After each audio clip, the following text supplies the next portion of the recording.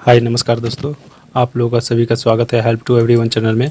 I hope आप लोग अच्छे होंगे और आप लोगों के सामने एक नए वैकेंसी के साथ आए हुए हैं जो कि नेशनल इंश्योरेंस कंपनी है। तो उसमें वैकेंसी निकली हुई है।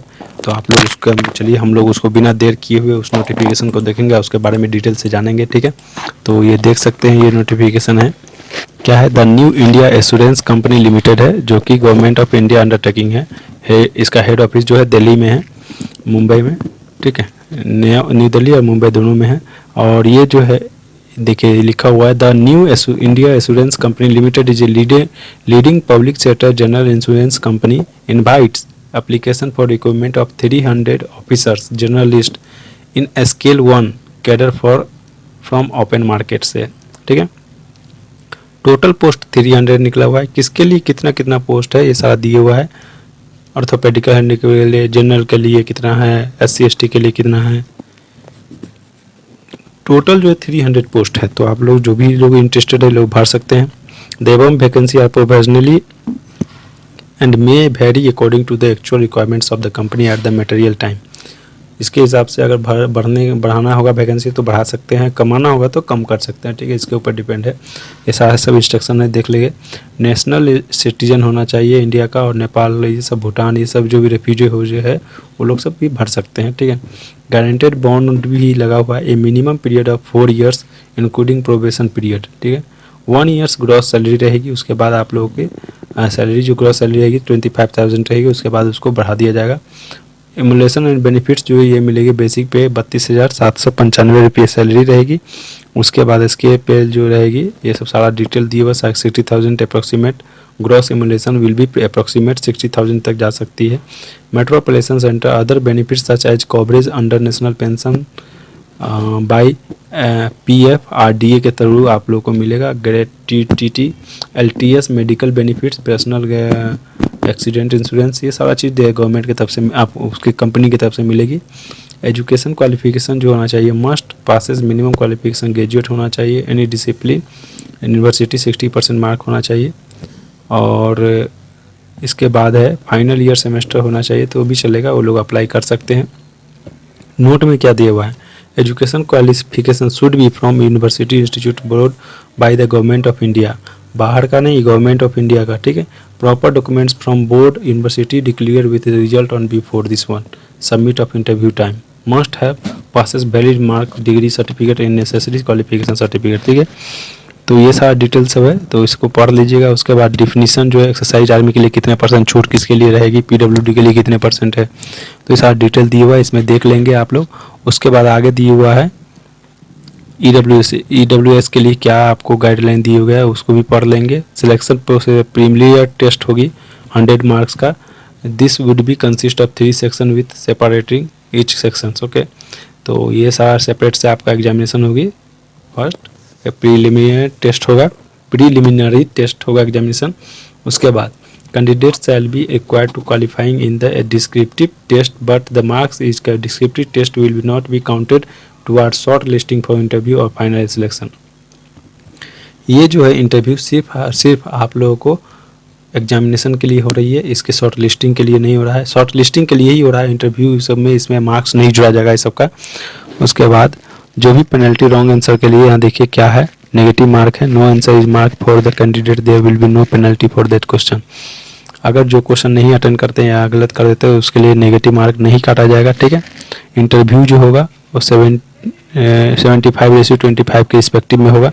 तो आप लोग जो भी है उसके लिए तैयारी में लग जाइए। अगर जो भी इंटरेस्टेड है करना चाहते हैं, ऑनलाइन एग्जामिनेशन होगी वैलिड। इसमें please note that the candidate will be permitted to appear for the online examination without the following documents.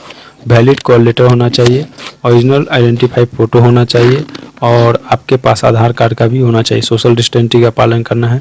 ये सारे चीज़ है, सोशल डिस्टेंसिंग के बारे में क्या क्या बताया गया है, तो ये सब पढ़ लेंगे और इस चीज़ को फॉलो करते हुए जाएंगे वहाँ पे। उसके बाद आगे देखते हैं, हाँ फी के बारे में देखिए। एप्लीकेशन फ़ी नॉन रिफंडेबल है। SC/ST PWD के लिए 100 रुपीज़ है, और all candidate other than SC/ST PWD के लिए 750 एप्लीकेशन फ़ी है। तो कौन कौन से स्टेट वाले कहाँ कहाँ के भर सकते हैं इसमें, तो यहाँ देख सकते हैं दिया हुआ एग्जामिनेशन सेंटर, ये देख सकते हैं फेज़ 2 के लिए है, ये फेज़ 1 के लिए है एग्जामिनेशन सेंटर का, और ये फेज़ 2 के लिए है, ये बढ़ाया भी जा सकता है, कहीं भी दे सकते हैं।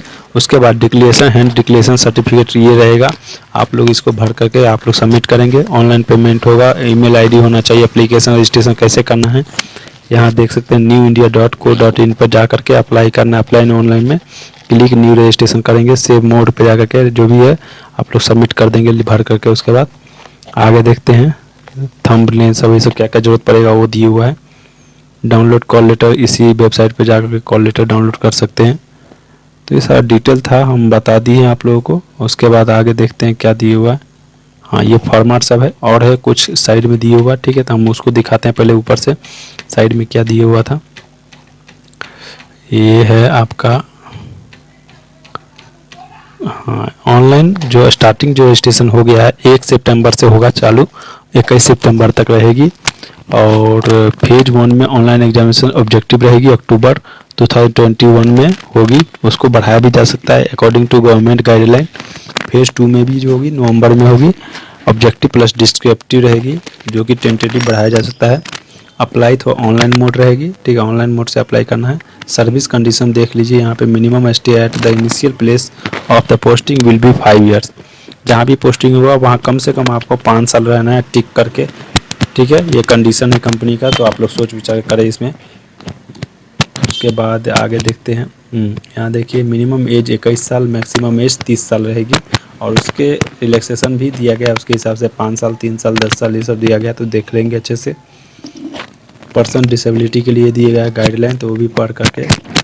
उसके बाद मेन एग्जामिनेशन जो होगी टेस्ट ऑफ रीजनिंग, ये है प्राइमरी प्रीलिमिनरी टेस्ट के लिए देख लीजिए क्या रहेगा। इंग्लिश लैंग्वेज 30 नंबर 20 मिनट के लिए रहेगी। रीजनिंग एबिलिटी 35 क्वेश्चन रहेंगे और 20 मिनट के लिए रहेंगे। क्वांटिटेटिव एप्टीट्यूड जो रहेगी 35 क्वेश्चन 20 मिनट्स के लिए, इंग्लिश हिंदी दोनों में रहेगी। 100 टोटल मार्क का रहेगा क्वेश्चन। मेंस में जो रहेगा टेस्ट ऑफ रीजनिंग रहेगा 50 मार्क का, 40 मिनट दिया जाएगा। इंग्लिश लैंग्वेज 50 मार्क का, इंग्लिश में 40 नंबर दिया जाएगा, 40 मिनट दिया जाएगा। जनरल अवेयरनेस के लिए 50 मार्क्स का क्वेश्चन 30 मिनट दिया जाएगा। और क्वांटिटी एप्टीट्यूड के लिए 50 मार्क का क्वेश्चन रहेगा और 40 मिनट दिया जाएगा। तो टोटल जो है 200 मार्क्स का एग्जामिनेशन होगा, जिसके लिए टोटल मिनट देख लीजिए 4 या 12 या 15 मिनट 150 मिनट दिया जाएगा। तो आप लोग देख लेंगे इसको। वेरिफिकेशन जो रहेगी ये सब सारा चीज़ प्रूफ लेकर जाना है। बायोमेट्रिक डाटा भी ले सकते हैं, वो प्रूफ करेंगे।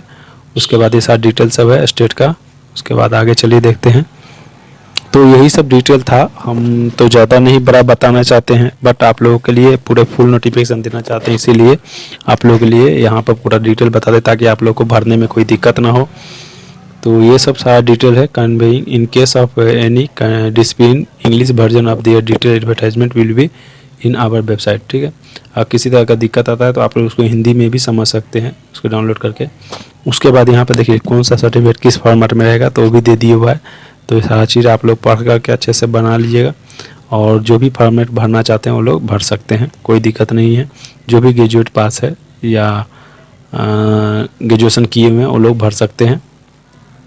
और यहाँ दे सकते हैं जो भी पास आउट होने वाले हैं वो भी है। ये क्या है, किस चीज़ का है, सर्टिफिकेट ऑफ डिसेबिलिटी। तो जिसके पास डिसेबिलिटी सर्टिफिकेट है वो भी सबमिट करना पड़ेगा ऑनलाइन फॉर्म के साथ। परफॉर्मा सब ये सब है, applicable for release retired personal के लिए है। उसके बाद आगे जो form of certificate for serving personal के लिए ये सर्टिफिकेट है।